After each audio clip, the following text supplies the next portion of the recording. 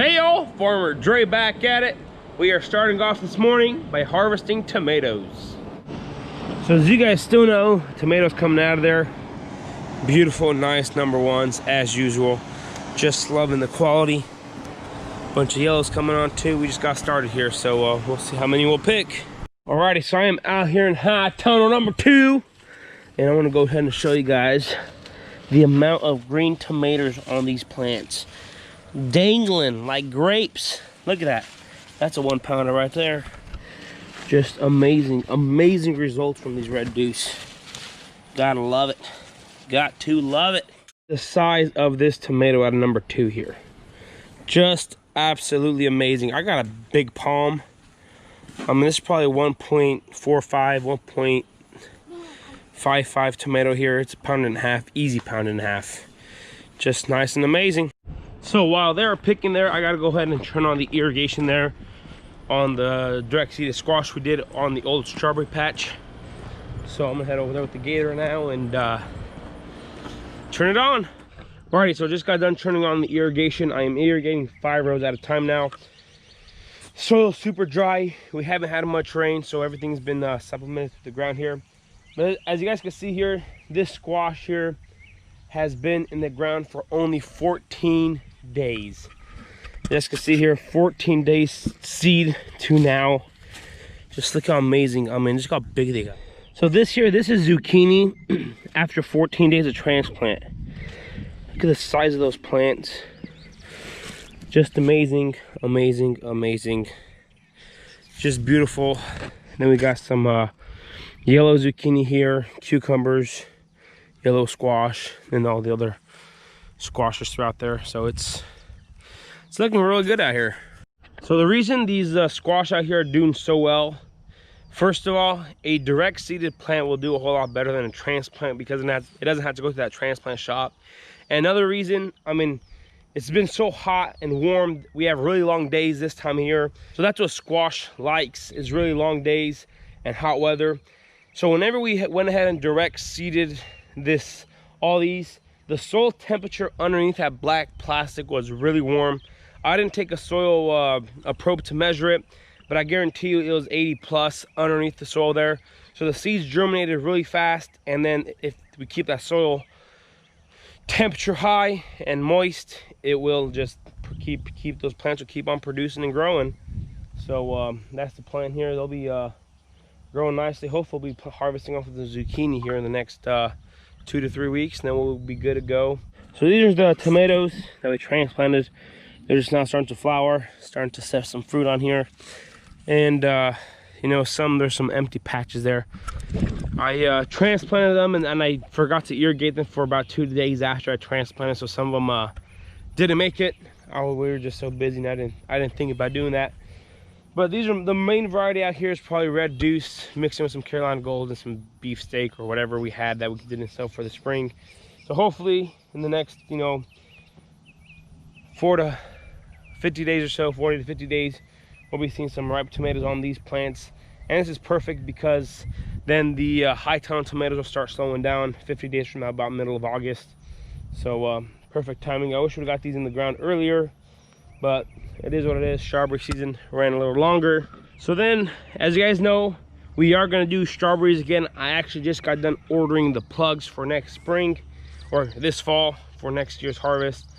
And I went ahead and ordered quite a bit more than we did this year. And we're going to be putting those on the other side of the farm. And I'll get into that later on, but not in today's video because we got to go ahead and finish picking tomatoes and start harvesting blackberries. So back here are the 4 rows of peaches we planted this past spring. And so far we have seen, I mean, there's 12 to 15 inches of growth on each tree here. And the reason is, I mean, it's been super hot and dry, but we've been, you know, irrigating them with that big tank. And every single time we've been irrigating, we've been adding some calcium nitrate to, you know, get the trees vegetative and growing nicely. And we're out here, you know, every day or every other day whenever I do have the chance to inspect the leaves, make sure keeping them healthy, making sure the trees, you know, are doing really good. And with baby trees, your main goal is just to grow out that tree, to, you know, to make out those scaffolds. And hopefully in 3 years from now, we'll be harvesting our first crop off these if we don't get frosted out. And I haven't mentioned this to you guys, but most of our other peaches this year have gotten frosted out. That frost there the last week of April pretty much nuked them all. It got down to 27 for about 3 to 4 hours and frosted most of the peaches out. So a lot of the peaches that we're selling this year are brought in from another orchard down further south of Missouri. But I probably should have made a video about that, but we just been so busy. And I was just out driving the gator through the orchard, making sure that there's not much of a disease or insect pressure, so that I had to go spray again if there is. So yeah, these peaches are doing well. And as you guys can see here, hopefully by the end of the second year, the goal is to have it a full-size mature tree, and then go ahead and crop it for the first time in the third year. That's our goal here, and we're well on the way. All right, so the tomatoes are in the warehouse now, and we picked a total of 720 pounds, and we still got these nice, beautiful. I mean, I am just shocked that I grew these. I mean, it's just amazing what this variety could do. But anyways, now since the tomatoes are in here, we got to go ahead and pick blackberries. We're gonna go ahead and leave these in here until later on tonight, let them ripen up a little, and then we're gonna go ahead and put them in our tomato cooler, and then we'll go ahead and grade them through, get them ready for tomorrow for the farmer's market. Let's go ahead and head out in the field and start picking blackberries. Alrighty, so we are out here in the blackberries now, and been picking. There's a lot of them out here today. Yesterday we were out here all day yesterday training them, and I'll show you guys what we were doing there to go ahead and get the crop ready for next year, to go ahead and do all that. So yeah, another beautiful day here on the farm. So we are out here picking, and just look at the size of these things, man. Just absolutely amazing. The quality is amazing, super good and delicious. Just These have got to be the sweetest berries I have ever tasted. Just absolutely delicious.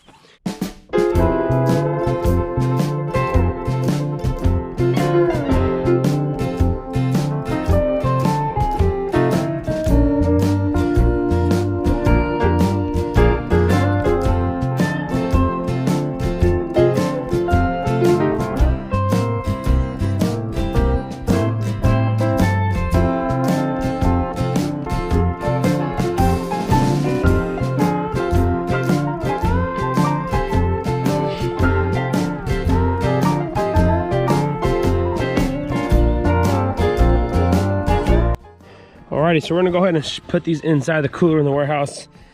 Blackberries are very delicate after they're picked. So we got here 2, 4, 6, 7 boxes, 9 boxes if I can count right, of top quality #1 blackberries. And then we still have 8 more rows left. So we're just getting it done. Put these in there. Be back picking. Alrighty, so this is some of the last of the picking here. These are, we already have 10 boxes out there in the warehouse. These are the last ones. I went ahead and parked the truck underneath the shade here because it's getting too warm here. And you want these blackberries to cool them down as fast as you can. So it's, yeah, just to see here, top quality, just amazing, amazing blackberries. I'm gonna go ahead and put these in the cooler and then go ahead and start packing for farmers markets.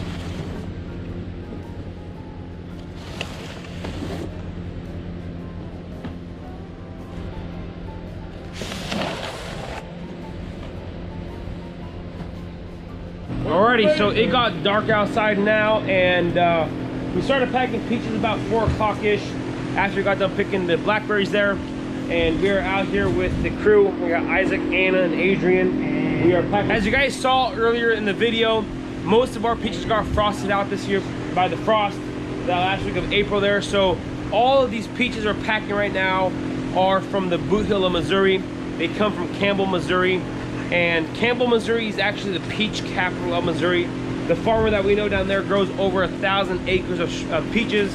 So whenever we have a bad year of peaches here on our farm, we supplement in by bringing his peaches here to our farm. And his peaches here, these are just field runs, or what he considers just as field runs here. So they're, you know, there's a few seconds through here and there, but they're nice, beautiful #1 peaches as well. Got some beautiful, delicious peaches. The guy it's actually Bader Farms where we buy them from. So, I mean, we've used our peaches in the past, we've sold them, and I mean, they've got some super good peaches as well. So we're just out here, we're packing them in 4-pound bags here, putting them on the scale there, and then putting them straight into these boxes. So that tomorrow at the farmer's market, all we do is pull them out of these bags here, and we just sell them as is.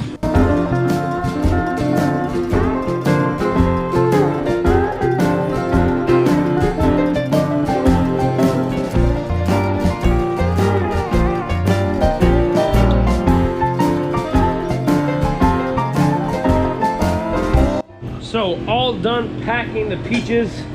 Gotta go ahead and put these in the cooler here. And Adrian is gonna go ahead and help. Adrian and Isaac, hopefully they'll help me out with the tomatoes here. If I could drive a pallet jack in the pile here.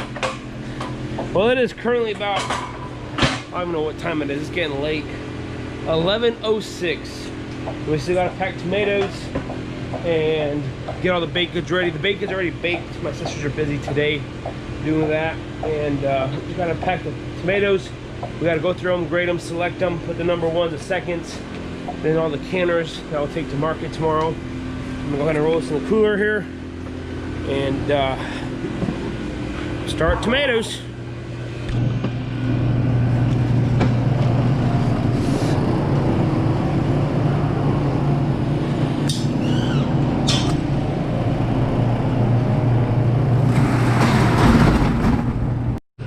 So I don't think I have showed you guys our tomato cooler. This is just a small, I think it's 8 by 10 or 12 maybe. I'm not sure, but we bought this used from an old restaurant that shut down, and it's currently 56 degrees in there. With tomatoes, we want to store them between 50 and 60 degrees. If you store them anything below that 50 degrees, then they get really mealy and they lose most of their flavor. But in this case, they still have all of their flavor. The fans are running in there, so if I get in there, you probably won't hear them. I'm gonna go ahead and show you guys here. We also keep our blackberries and most of all the canner tomatoes in there ready for market. All the blackberries. And these tomatoes here, I don't know if you can see that, are still from Tuesday. Go ahead and grade these first, and then we're gonna go ahead and grade. So the tomatoes in there are from Tuesday. Got to go ahead and finish grading those, take them out to market, and the rest of them, I went ahead and tucked them back there here between the two warehouse shelvings there. Because when we took them out of the field, we put them here and let them cool off a little. It's a lot cooler in here. The concrete's a lot cooler. Then we go ahead and put them in there for the weekend. So start pulling out those boxes and start grading here real quick. So I remember last year I mentioned that we were bringing in some Blue Hill peaches, and I got a comment that said, what's the difference between you and a grocery store whenever you buy and resell? And if we ever had to buy and resell, it is Missouri grown produce only. Like on the peaches, it's only grown here in Missouri. And anything that's grown here in Missouri is gonna have the best flavor, full of sweetness, full of sugar. And we are helping and supporting a local farmer instead of going to like Georgia or South Carolina like some other farmers do in our area. We want to make sure to support our local farmers as much as possible. So like on the peaches, you know, and we also tell everybody from the farmers market that we did not grow these. These are supplemented in from a different Missouri farmer. So we are obligated to tell all of our customers. And at most of the farmers markets we go, we are the only fruit vendor at that market. So a lot of times, you know, they don't mind, but you know, they do require us to put a sign out there that says this produce or this product has been grown by so and so, by, you know, from this place. So that's the only difference between whenever we do have our own peaches and other produce as well. So just want to clarify that just a little bit before I get someone in the comments that is confused.